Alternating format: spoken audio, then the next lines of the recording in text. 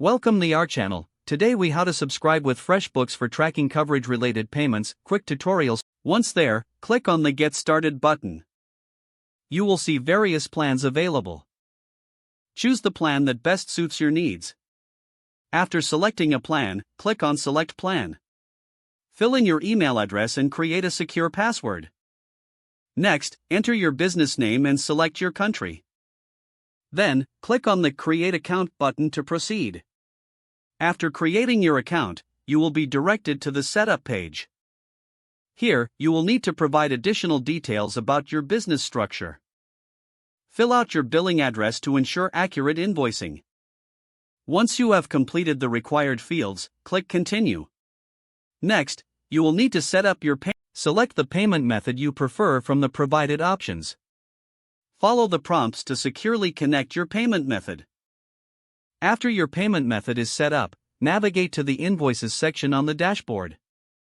To track coverage-related payments, click on Add New Invoice. Enter the details of the service you are providing, including amounts, and make sure to include any relevant notes about coverage in the invoice description. Once completed, review the invoice for accuracy. Click on Send to email the invoice to your client.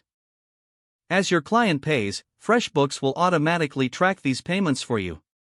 You can view all your covered payments under the Reports section. To stay on top of your finances, check this section regularly. You are now ready to effectively track your coverage-related payments with FreshBooks. If the page does not load, refresh the browser or try again in a private or incognito window. Make sure you are using the correct email address, then retype it carefully to avoid small typos. If your password is not accepted, use the Reset option and create a new strong password you can remember. Check your spam folder for verification or security emails, then complete any requested content. Enable two-factor authentication if available to improve account security and reduce unauthorized access risk. After signing in, review your profile details so your contact information and settings are accurate and current. If you see an error message, note it down and try again after restarting your device and internet connection.